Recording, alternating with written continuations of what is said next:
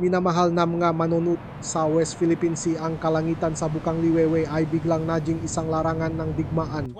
25-25 Chinese fighter jet na parang matatalim na kutsilyo ay lumakpas sa median line ng West Philippine Sea, ang hindi nakasulat na hangganan sa pagitan ng kalayaan at ambisyon.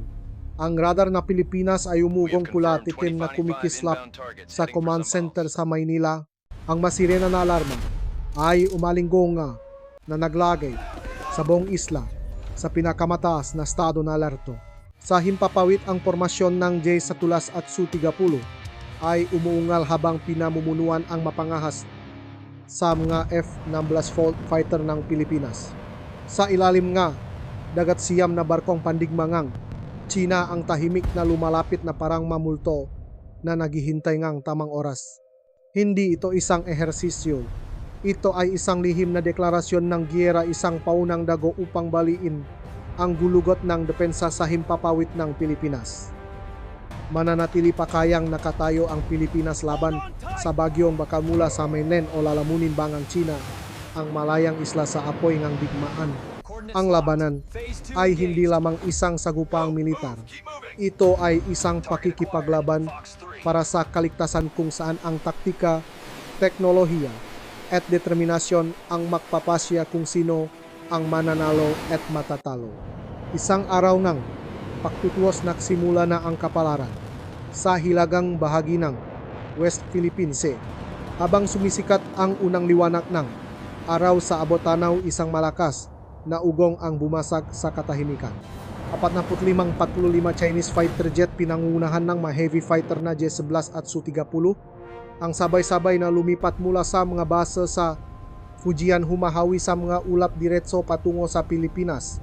Kasabay nito siyam na barkong pandigma ng China, kabilang ang Type Kosong 50D destroyer ang tahimik na pumasok sa hilagang katubigan ng West Philippine Sea. 100 nautical miles na lang ang layo mula sa pangunahing isla.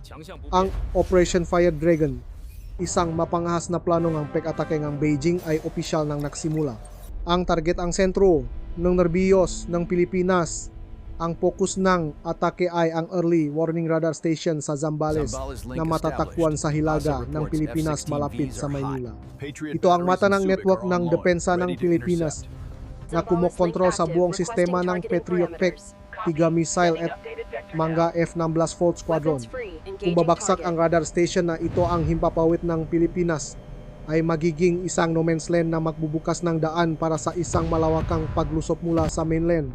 Alam na alam ng China na ang pagsira sa Zambales ang susi upang baliin ang diwangang pakikipaglaban ng isla.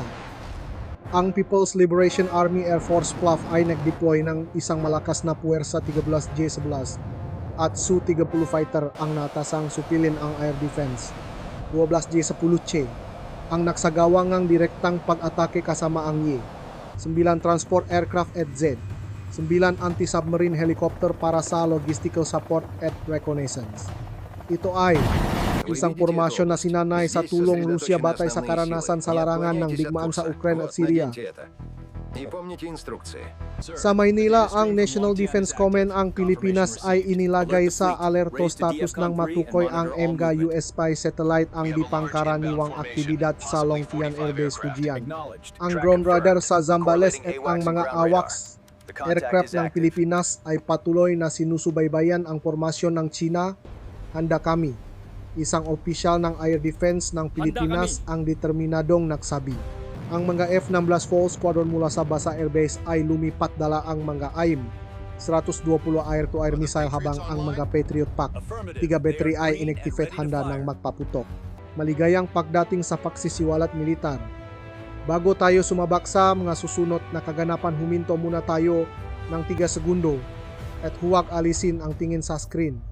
Sabihin ninyo sa akin kaninong panig kayo sa mapagpasyang digmaang ito, kung sinusuportahan ninyo si Pangulong Trump at ang Pilipinas na may diwang hindi sumusuko para ipagtanggol ang kalayaan laban sa bagyo ngang baka mula sa China. Iwan ang numerong 8 sa comment section. Kung naniniwala naman kayo na mababaliktad ng China ang sitwasyon at igit ang ambisyon nitong pag-isa, isulat ang numerong 2 sa ibaba. Bawat pagpili ninyo ay isang apoy na nakbibigay liwanag humuhubog kung paano titignan ng mundo ang digmaang ito. Magwagi kaya ang katarungan ng numero 8 laban sa kapangyarihan ng numero 2. Ngayon sabay-sabay na nating pasukin ang mapangunahing kaganapan. Ang Pilipinas ay hindi lamang umaasa sa mga armas. Nek-deploy sila nga mga taktika nga electronic warfare ECM gamit ang nga advanced jamming system upang bulagin ang radar ngang kalaban. Kasabay nito ang mapeking radar station ay inactivate sa labas ng Maynila upang iligaw ang mga guided missile ng China. Hindi lang tayo magtatanggol, gaganti tayo pahayag ang Air Force Commander ng Pilipinas sa command room. Ang banta mula sa mainland isang lihim na deklarasyon ng giyera, ang Operation Fire Dragon ay hindi isang ordinaryong ehersisyo. Ayon sa mga international analyst, ito ay direktang tugon ngang Beijing sa pagbisita sa US ngang presidente ngang Pilipinas na si Ferdinand Marcos Jr. na tinawag ng China na mapanganib na separatista. Ang paglakpas ang 25 fighter jet sa median line ay isang malinaw na senyales na handa ang China na gumamit ngang puwersa upang makamit. Ngunit sa likod ng mabangis na anyo ang Beijing ay naharap sa panloop ng mga bitak. Isiniwalat ng manalayak na dokumento na sinanay ng Rusya ang airborne forces ng China para sa mga mabilisang amphibious operation na may kabuwang halaga ng kontrata na umabot sa 584 milyon. Gayunpaman ang pagkaantala mula sa Moscow, ang kapanalik na pinakatiwalaan ni Xi Jinping ay nagpapahina sa kanyang plano. Sa strategic room sa Beijing, si Xi Jinping ay nahaharap sa hindi pa naranasang presyon. Ipinapakita nga intelligence report na ang Pilipinas ay hindi lamang nagtatanggol kundi handa ring gumanti. Sa gitna ngang pagkabahala, iniutos niyang kumonekta sa hotline kay Russian President Vladimir Putin. Kailangan namin ang mga air control system at reserbang puwersa agad-agad diin. Singunit ang sagot mula sa Kremlin ay isang nakakatakot na katahimikan. Ang manaliak na dokumento ay nagsiwalat na ang Rusya, bagamat nagbigay ang kagamitan at pagsasanay, ay hindi handang direktang makialam sa isang malawakang gulo sa West Philippine Sea. Ang Moscow ay abala sa sarili nitong laban sa Ukraine, ayaw nang magbukas ngang bagong prente. Samantala sa Xinjiang, isang tangkang pagpatay kay Xi Jinping ang lalong nakpagulo sa sitwasyon. Ayon sa masors, ang pampasabok ang muntik nang mangyari sa Urumqi na nakpuwersa sa gobyerno na baguhin ang lokasyon ng pagdiriwang ng ICA. Habang unti-unting lumiliwanag sa West Philippine Sea, ang digmaan ay hindi pa tapos. Mayawasak bagang China ang air defense network ng Pilipinas at makuha ang kalamangan sa himpapawid, o ang Pilipinas basa lihim na suporta mula sa US at matatalinong taktika ay gagawing isang malagim na kabiguan ang Operation Fire Dragon. Para sa Beijing, ang sagot ay nasa mga susunod na oras habang ang mga F-16 squadron ay direktang makakaharap ang mga Chinese fighter jet at ang sistemang Patriot Pack. Tiga ay handa ng magpakawalan ng mapanirang dago. Sa Maynila Air Force Command Station, ang kalangitan sa West Philippine, siya yumanik sa ugong na jet engine. Ngunit sa siksikang operations room, ang nga intelligence officer ng Pilipinas ay nakikipaglaban sa isang hindi nakikitang prente ang digmaan ng datos. Ang Maawax aircraft na lumilipad sa taas na 10,000 metro ay sinusuri ang bawat galaw mula sa Longtian Base Fujian. Ang Kaha, 11 spy satellite ng US kasabay ng ground radar sa Zambales ay natukoy ang formasyon ng 45 Chinese fighter jet kung saan 25 J-11 at Su-30 ang lumakpas na sa median line, isang walang katulad na provokasyon. Ipinakita nga tos mula sa AWACS na ang formasyong Nye China ay gumagalaw sa Diamond Formation optimal para sa paglusot sa air defense. Ang Mag-10 fighter na may supersonic speed ang nangunguna sa atake, habang ang Type 052D destroyer sa dagat ay ginamit ang Type 34 na radar system nito upang targetin ang radar station sa Zambales. Ipinakita ngang intelligence analysis ang isang masamang plano. Sinasamantalang ang China ang kahinaan ng offshore radar network ng Pilipinas, lalo na ang substation sa Pag-asa Island na madaling matarget ng YJ-91 anti-radiation missiles. Ang planong Fire Dragon ay hindi lang naglalayong sirain ang radar kundi magbukas din ng daan para sa nga special forces na lumapak mula sa Y-9 transport aircraft. Sa command room ipinapakita ng screen ang flight path ng formasyon ng China na may mapulang linya na gumagalaw na parang nakamamatay na mapalas. Gusto nila tayong bulagin bago sila lumapak, sabi ngang isang intelligence officer ng Pilipinas na may matalim na tingin. Isiniwalat pang datos mula sa US satellite na isang kilo-class submarine ng China na sinanay ng Rusya ang tahimik na gumagalaw malapit sa Panganiban Reef Mischief Reef, handang magpakawala ng anti-ship torpedoes. Kung hindi mapipigilan sa oras ang himpapawid ngang Pilipinas ay mapupunta sa kamay ngang kalaban na magbubukas daan para sa isang malawakang paksalakay. Agad na nagbigay ng go signal ang Philippine Command para sa isang emergency response. Ang Skybow 3 Air Defense Missile System na nakadeploy sa base sa Subic ay inactivate, handang pabagsakin ang anumang target na papasok sa restricted zone. Samantala ang Electronic Warfare ECM unit sa Cebu ay nagsimulang mag-broadcast ang jamming signals. Ginugulo ang Type 346 radar ng China. Isang mapangahas na hakbang ang ipinatupad ang Pilipinas ay nag-activate ng mapekeng radar station sa Scarborough Shoal, Panatak Shoal upang linlangin ang UAJ-91 missiles ng kalaban. Hindi lang tayo magtatanggol, pagbabayarin natin sila, pahayag ng Air Force Commander ng Pilipinas. Habang papalapit ang formasyon ng China, isang nakakagulat na natuklasan mula sa US intelligence. Ang automated air control system na ibinigay ng Rusya ay nakakaroon ng connection error na naging sani ng pansamantalang pakawala ng komunikasyon ng mga Chinese pilot. Ito na ang gintong pagkakataon. Agad na nagutos ang Pilipinas sa F-Satulas Fall Squadron mula Basa Airbase na lumipat dala ang mga IM-120D missile, handa ng magsagawa ang intercept. Sa Basa Airbase, Pilipinas, sa malabong liwanag ng Bukang Liwayway, umugong ang mga jet engine ng F-16 Volt sa Basa Airbase sa silangang Pilipinas. Ang mapiloto na may matatalim na tingin at mabilis na paghinga ay tumanggap ng utos na scramble mula sa command room. Ang target, protektahan ang radar station sa Zambales at ang imbakan ng Patriot Pak-3 missile sa Subic habang naglulunsad ng ganting atake upang sirain ang planong Fire Dragon ng China.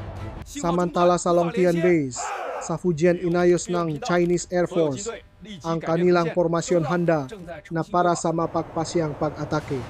Ang utos na lumarga ay ibinigay. Nagsimula na ang laro. Inilunsad ngang China ang kanilang formasyon ng pag-atake ng may nakamamatay na katumpakan.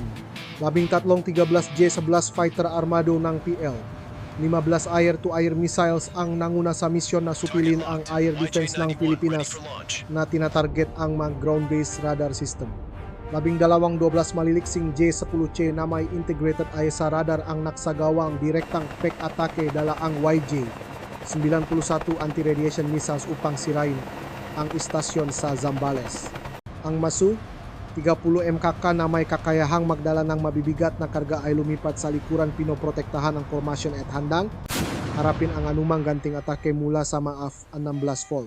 Ang suportang logistikal ay galing sa Ye-9 transport aircraft na lumipat mula sa Zhoushan Base Fujian, dala ang mabala at kagamitan sa electronic warfare, habang ang MaZi-9 helicopter ay nagpapatrolya sa karagatan upang matukoy ang mga submarino ng Pilipinas. Alam ngang Pilipinas ang banta kaya nag-organisa sila ngang isang walang kompromisong depensa. Ang F-16 Volt Squadron na na-upgrade gamit ang APG 83 radar ay lumipat mula sa Basa Airbase, dala ang M-120D missile na may saklaw na 180 km, handang harapin ang J-11 at Su-30. Ang Patriot Pak-3 battery sa Subic at Maynila ay inilagay sa instant firing status na may kakayahang bumaksak ng matarget sa taas na 24 km.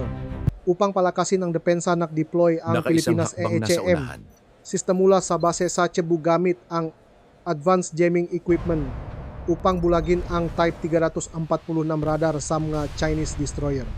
Gumamit ang Beijing ng sopistikadong taktika gamit ang EHM system sa J-10C upang guluhin ang radar ng Pilipinas habang nagpapakawalan ng mapekeng radar decoy mula sa Ye-9 aircraft upang linlangin ang Patriot Pak-3 missile. Isang masamang plano ang natuklasan balak ng China na gamitin ang YJ-91 missiles para targetin ang mapekeng radar station sa Pagasa Island na lilika na pagkakataon. Parasam nga J-11 nalampasan ang linya ng depensa at gayon pa man nakaisang hakbang na sa unahan ang Pilipinas. Ang intelligence mula sa USKH, 11 satellite kasama ang AWACS, ay natukoy ang eksaktong lokasyon ng formasyon ng China na pinahintulutan ang Philippine Command na mag-deploy ng radar decoy sa Scarborough Shoal na nagligaw sa mga YJ-91 missile. Ang backup plan ng Pilipinas ay nagpakita ng kahangahangang kakayahang umangkop kung masyadong malakas ang presyon mula sa Chinese Air Force. Ang mga F-16 Volt Squadron ay atras sabi sa kabundukan ng Sierra Madre, isang natural na kutana protektado ng mahirap na kalupan upang mapreserba ang puwersa para sa isang ganting atake. Hindi tayo lumalaban para lang mabuhay. Lumalaban tayo para manalo, pahayag ng isang F-16 Volt pilot bago lumipat mahigpit ang kalangitan ng West Philippine Sea Humanic. Sumugot ang mga F-16 Squadron sa himpapawid. Ang refleksyon sa kanilang mga pakpak ay kumikinang sa liwanag ang araw. Kasabay nito sa Moscow, isang kagyat na intelligence report ang nagdulot ng kaguluhan sa command room. Ang automated air control system na ibinigay ng Rusya na inaasahang mag-uugnay sa formasyon ng China ay patuloy na nakakamalinaw. Pumuto sa komunikasyon sa pagitan ng Y-11 at Y-11 pilot. Ito ay isang nakamamatay na butas na mabilis na sinamantala ng Pilipinas, samantala isa pang plano ang nabunyag. Natuklasan ngang intelligence kang Pilipinas salamat sa datos mula sa US ang isang kilo-class submarine na nagtatago malapit sa Panganiban Reef, nagahandang magpakawalangang C-802 torpedoes upang targetin ang isang patrol ship ngang Pilipinas sa Kipot. Agad isang Z-20F helicopter ngang Pilipinas armado ngang diping sonar ang ipinadala mula sa Clark Air Base. Alam namin kung nasaan kayo, malamig na inanunsyo ngang isang opisyal ng Philippine Navy sa Internal Communication Channel. Ang taktika ng China ay nakabatay sa mahigpit na koordinasyon sa pagitan ng Air Force at Navy na tutunan mula sa karanasan ng Rusya sa Ukraine at Syria. Gayunpaman, ang pag-asa sa teknolohiyang Ruso na luma na at hindi matatak ay naging kanilang Achilles heel. Ang Pilipinas na may lihim na suporta mula sa US ay ginamit ang kanilang kalamangan sa intelligence at superior na teknolohiya upang gawing opensiba ang pagiging depensibo. Ang pag-deploying na radar decoy at ECM jamming ay hindi lamang gumulo sa formasyon ng China kundi nakbigay daan para sa Pilipinas na maklunsat ng ganting atake. Sa Beijing, ang presyon ay bumibigat kay Xi Jinping. Ang tawag sa Moscow ay nananatiling walang sagot at ang balita tungkol sa tangkang pagpatay sa Xinjiang kasama ang mapalpak na hakbang sa seguridad sa Urumqi ay lalong nakawala sa kanyang focus. Samantala, ang Pilipinas na may masusing paghahanda ay handa na para sa direktang sagupaan. Medjiging sapat kaya ang mga F-16 Volt Squadron at Patriot Tech tiga missiles upang pigilan ang bagyo ngang bakal mula sa China? O makakahanap ba ang Beijing ng paraan upang makabawi sa huling sandali sa West Philippine Sea? Ang kalangitan sa ibabaw ng Kipot ay sumabog sa apoy at makapal na itim na usok. Ang mga F-16 Squadron ng Pilipinas sa bilis na Mach 2 ay sumugod diretso sa panganib, direktang hinarap ang formasyon ng mga Chinese fighter jet. Ang tunong mga aim, Su-30 missile na humahawi sa hangin ay humalo sa ugong na mga J-DEV at Su-30 engine lumilika na isang nakamamatay na symphony. Sa loob ng 20 minuto, ang labanan sa himpapawid ay naging isang laro ng talino at kaligtasan kung saan bawat desisyon ay ang hangganan sa pagitan ng tagumpay at kapahamakan. Sa himpapawid sa hilaga ng Pag-asa Island, ang mapiloto ngang Pilipinas sa gabay ngang APG 83 radar ay nilok ang kanilang target sa formasyon ng J-10C ngang China na sumusubok na lampasan ang linya ng depensa upang atakihin ang radar station sa Zambales. Ang sistemang Patriot Pack, tiga na nakadeploy sa Subic ay biglang nagpakawala. Isang nakakasilaw na pagsabog ang pumunit sa kalangitan ng 3 J-10C at 2 J-11 ang tinamaan. Ang piraso nito ay bumaksak sa dagat na parang ulan. 8 iba pang J-11 ang hinabol ng mga F-16 Volt fighter na nagdulot ng gulat. Isang Chinese pilot sa sandali ng desperasyon ay ginamit ang kanyang emergency ejection seat. Ang puting parachute ay lumutang sa ibabaw ng Kipot bago tinangay ng alon. Sa ilalim ngang dagat sinubukan ngang Type 052D destroyer ngang China na tumulong sa pamamagitan ng pagpapakawala ng Weije. 91 anti-radiation missiles na nakatarget sa Mapekeng radar station sa Scarborough Shoal. Ngunit nabigo ang planong ito ng ang HAM system ng Pilipinas na pinapatakbo mula sa base sa Cebu ay lumikha ng malakas na interference signal na nakpalihis sa mga YJ. 91 missile at nagpasabok dito ng walang pinsala sa dagat.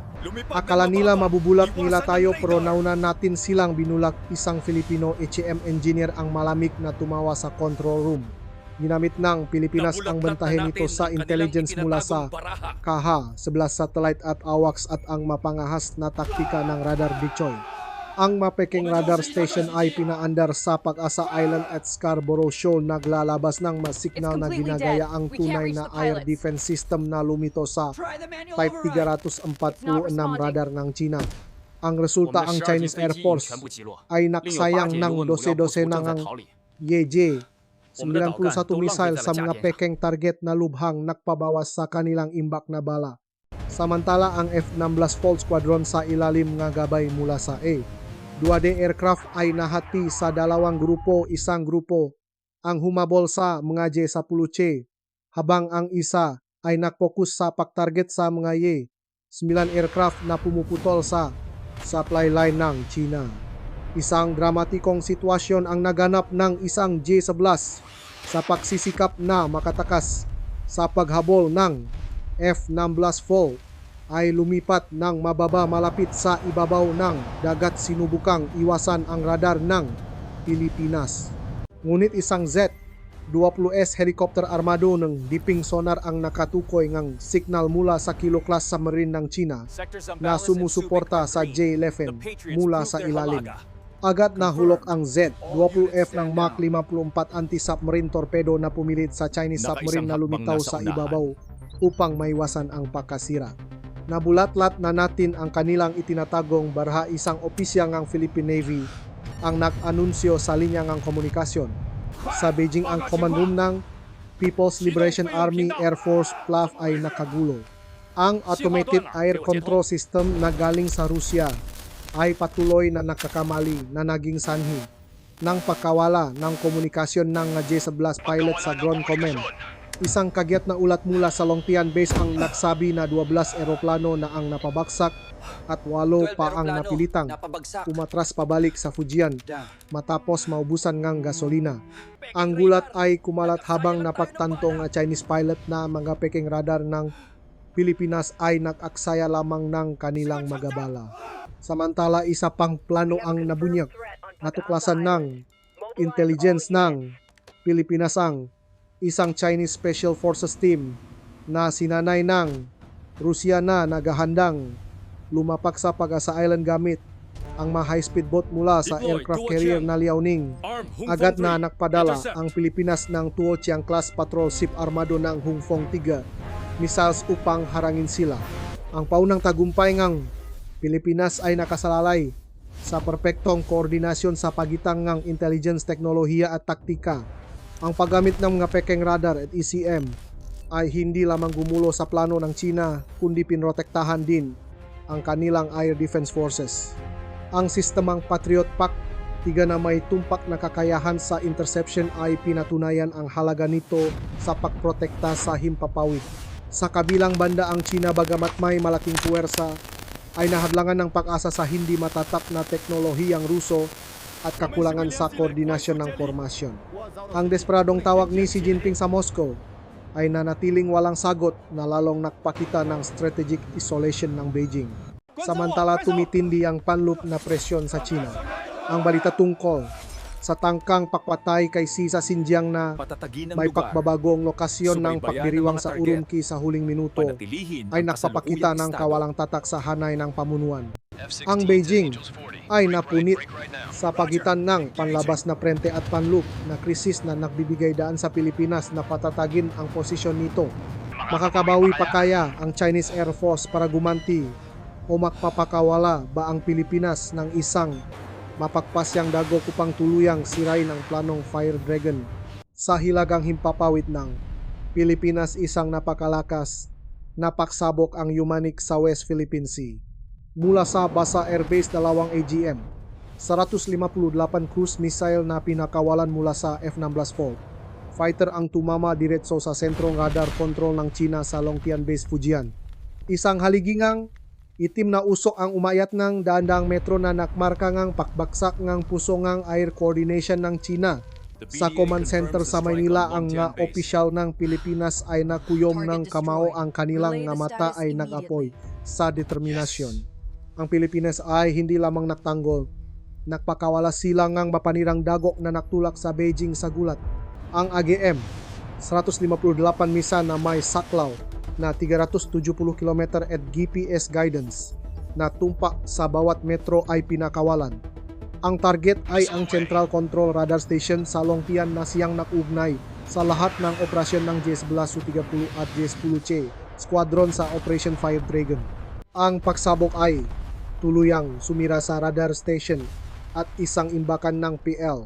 15 missiles na pumutol sa kakayahan ng China na mag-coordinate sa himpapawid sa lubngang hindi bababa sa 48 oras. Ipinapakita ang datos mula sa intelligence ng Pilipinas na 25% ang Air Force ng China, kabilang ang 12 eroplanong napabagsak at 10 iba pa na malubang nasira ay na-neutralize na. Ang supply chain mula sa Zhoushan Base ay naputol. Samantala sa dagat ang Tuochiang class patrol ship ng Pilipinas Armado ng Hungfong 3 anti-ship missile ay hinarang ang isang Chinese Special Forces team na sinusubukang lumapak sa Pek-asa Island mula sa aircraft carrier na Liaoning. Isang high-speed boat na puno ng Chinese paratroopers ang pinalubo na pumilit sa natitirang puwersa na umatras sa gitna ng kaguluhan. Minalit nila tayo isang Philippine Navy commander ang nagpahayag puno, kumpiyansa ang boses. Sa strategic room sa Beijing, isang mabigat na katahimikan ang bumalot. Ang mga opisyal ng People's Liberation Army Air Force PLAF ay natigilan ng makdilim ang kanilang mga control screen. Ang signal mula sa Longtian ay tuluyang nawala. Ang automated air control system na ibinigay ng Rusya na dati nang nakakaproblema ay isa na ngayong walang silbing basura. Sa desperasyon iniutos ni Xi Jinping na magpadala ng kagyat na signal sa Moscow, humihingi ng tulong para sa mga reserbang puwersa at pamalit na radar system. Ngunit ang Kremlin na abala sa larangan ng digmaan sa Ukraine ay sumagot lamang ng isang malamig na katahimikan. Iniwan na tayo bulong ng isang general ng PLAF blanco ang tingin. Ang intelligence ng Pilipinas sa pakikipagtulungan sa USKH, 11 satellite ay nakatuklas ng isa pang plano. Balak ng China na make-deploy ng WZ, 8 unmanned aerial vehicle UAV mula sa Guangdong Base upang maniktik sa tugon ng Pilipinas. Gayunpaman ang Skybow 3 air defense system sa Clark Air Base ay mabilis itong natukoy at pinabagsak ang 2 WZ. Ang tagumpay ng Pilipinas ay nakasalalay sa mayos na koordinasyon ng teknolohiya taktika. Ang AGM, 158 missile na may kakayahang lumipat ng mababa at umiwas sa radar ay ang perpektong armas para sa pag-atake sa mga strategic target. Ang pakasirang ng Longtian Radar Station ay hindi lamang pumilay sa Air Force ang China kundi nagdulot din ng psikolohikal na pagkalito sa pamunuan na nagbibigay daan sa Pilipinas na patatagin ang linya ng depensa. Samantala ang taktika ang paggamit ng Tuochiang ship at Hungfong 3 missiles ay nakpakita ang kakayahang umangkok ng Philippine Navy sa paharap sa mabiglang paglusob. Sa kabilang banda ang China ay napunta sa isang dehadong posisyon. Ang pag-asa sa teknolohiyang Ruso na hindi matatak at ang pagkaantala sa koordinasyon sa pagitan ng Air Force at Navy ang nakpabaksak sa planong Fire Dragon.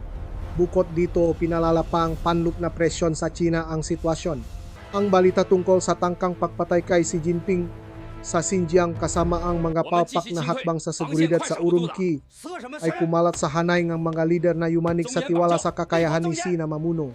Habang sumisikat ang araw sa karagatan ang Pilipinas ay nananatiling matatak na parang isang hindi magigibang kuta. Ang himpapawid ay nasa ilalim pa rin ng kanilang kontrol at ang imbakan ng Patriot Pact 3 missile sa Subic ay nananatiling buo. Samantala sa Beijing ang opisyal ng PLAF ay mainit na nagtatalo tungkol sa susunod na hakbang.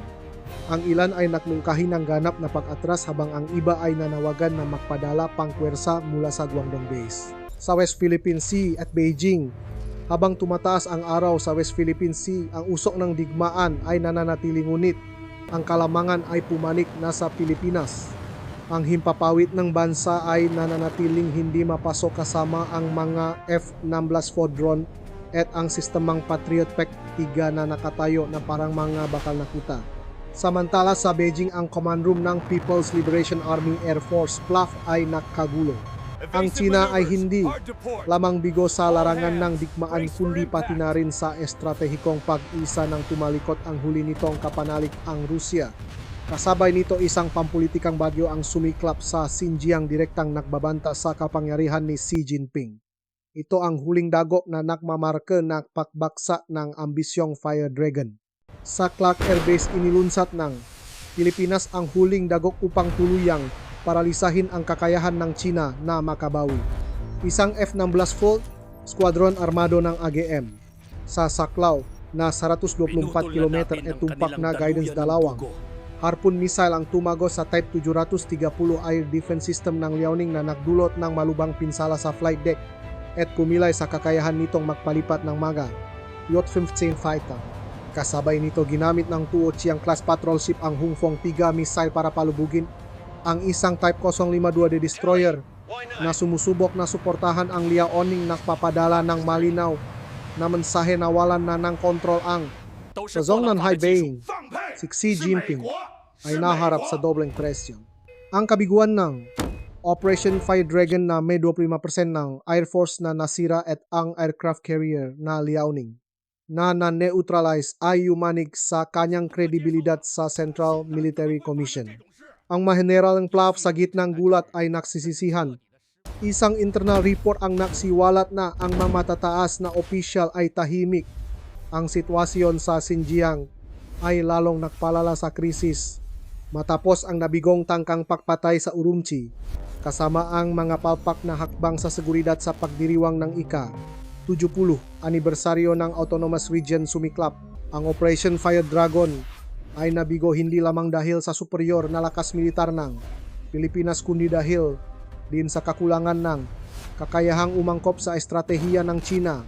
Ang Beijing bagamat may malaking puwersa ay minaliit ang kakayahan ng Pilipinas sa koordinasyon ng intelligence at teknolohiya na pinalakas pa ng US kaha. Ang pag-asa sa Rusya isang kapanalik na abala sa sarili nitong laban sa Ukraine at hindi handang makialam ay isang nakamamatay na pagkakamali sa estratehiya. Samantala ipinakita ng Pilipinas ang katalinuhan at katatagan gamit ang mga armas tulad ng AGM, 158 at Hongfong 3 upang talunin ang kalaban na mas malaki sa bilang. Ang gulat sa Beijing ay pinalaki pa ang panlup na krisis. Ang muntik na pagpatay sa Xinjiang ayon sa komentator na si Tang Jingyuan ay nagpapakita ng malalim na hindi kasiyahan sa mamamayan at maging sa ma-elite kung saan maaring sinasamantala ng mga kalaban ni Xi ang sitwasyon upang pabaksakin siya. Sa kabaliktaran, ang Pilipinas na may pagkakaisa at matatalinong taktika, ang himpapawid ng West Philippine Sea ay ganap ng nasa ilalim ng kontrol ng Pilipinas. Ang mga F-16 Squadron ay bumalik sa Basa Air Base sinalubong bilang magabayani. Samantala sa Beijing, si Xi Jinping ay nakaupong tahimik sa meeting room blanco.